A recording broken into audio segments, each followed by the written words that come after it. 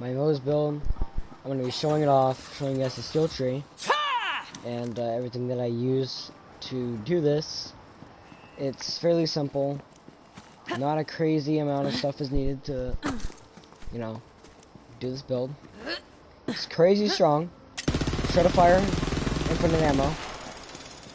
During crits, regens even more ammo. So basically, you can just run around holding down R2 and nothing can stop you. See, it does a bunch of damage.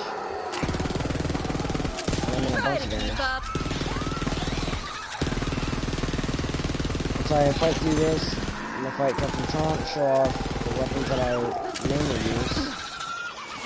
This is really good for circle slaughter. I've been using it a lot during the circle slaughter rounds to get all my gear. Also,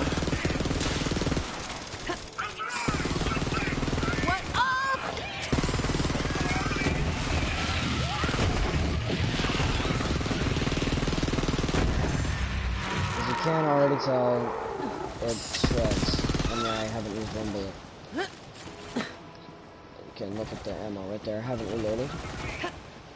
It's very crazy. Another weapon you can use is this weapon right here. This is the weapon I use for circle slaughter. It freezes them before they can hit me, and it's amazing. Thing Chupa's Organ. Yeah, this thing doesn't run out of ammo either when you're hitting crits, obviously. I'm not hitting crits, so I never reload this thing when I'm doing circle slaughter and just run around holding down R2. That's that gun, and the Bone Shredder is another really good option. Be careful, you might kill yourself, but if you're fighting an unknown enemy, it's good for stacking your, dropping your stacks to bring up your damage. This gun also shreds. This build is focused on mostly high fire rate weapons. Mostly. But any viable weapon will work with this build. And it's a very flexible build. That's what I like about it personally. And this here is the weapon that I use to gain stacks. Basically, you look at the ground, just shoot it, and then it should, every time that you lower down your shields to none, it basically just gives you a stack. I don't know what the stack is called exactly, but it's a damage stack that ups your damage. And every time your shield goes down, it goes up higher. So the whole point with this build is you are basically invincible, and you are putting out so much damage that you're unkillable. It's a very, very crazy build. In my personal opinion, it's more fun to use, better to use than the Flacker build, even after that nerf. If I fight through here, I'm going to show you guys the gear that is used. It shouldn't take too long, as you can obviously see.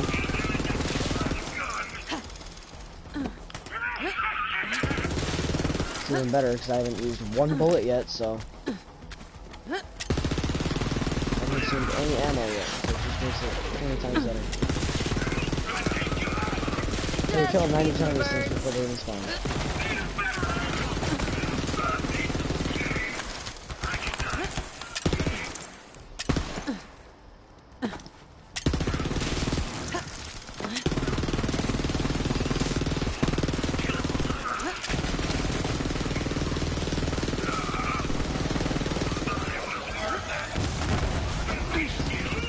And the grenade, it doesn't really matter what you use. I don't really use a grenade that much. It's not very viable in this build. It's not an explosive build like the old one was. I'm trying to reload, but I can't. Time for a spread.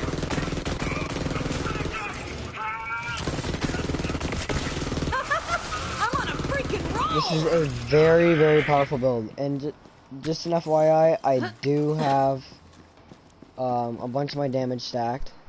That's why I'm doing so much damage.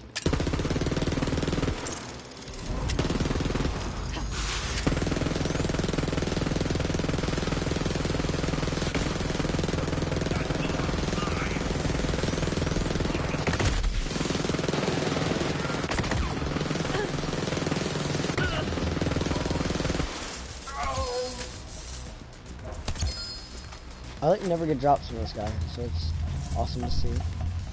The white elephant. Conference call. Okay. This is cryo damage. Okay. So now let's get into the actual build itself. So, for my weapons, I'll do that first. The main weapons I use are the laser exploder.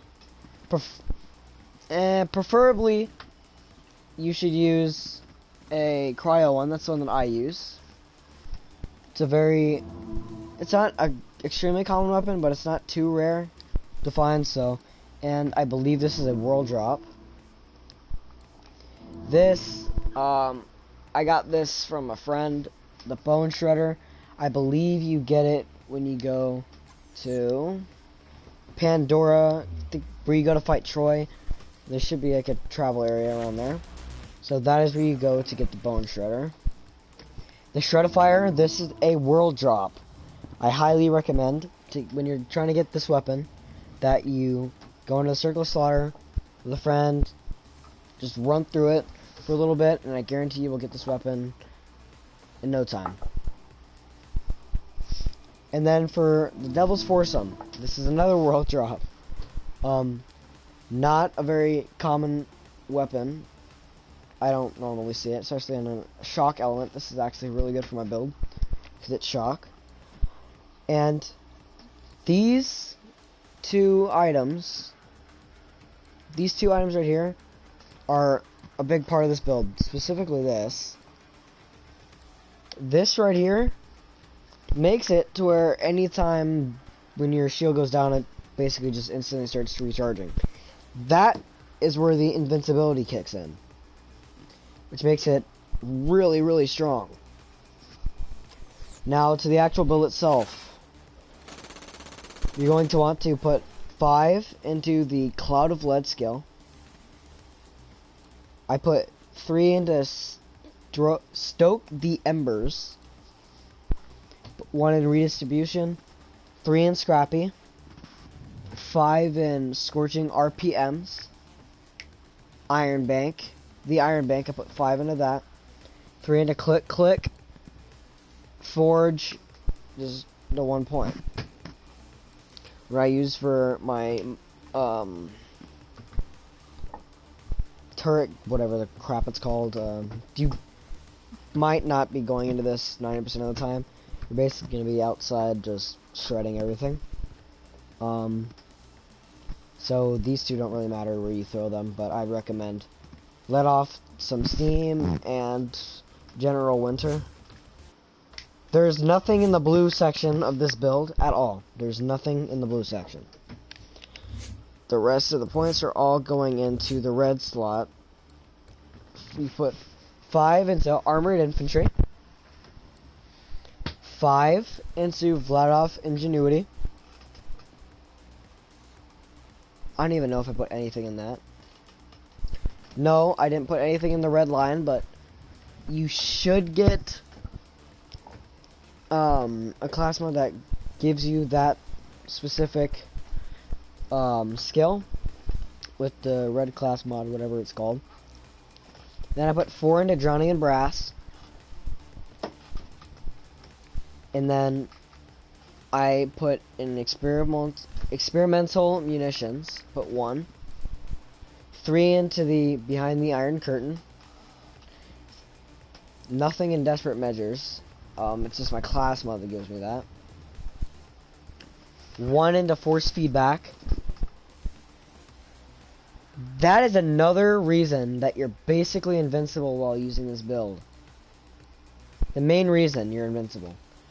If you just keep hitting headshots constantly, should be like no problem with regenerating health. And then 1 point into Phalanx Doctrine. And yep, that's basically it for my build. Hope you guys enjoyed. Try it out. Tell me what you guys think in the comment section below. And yeah.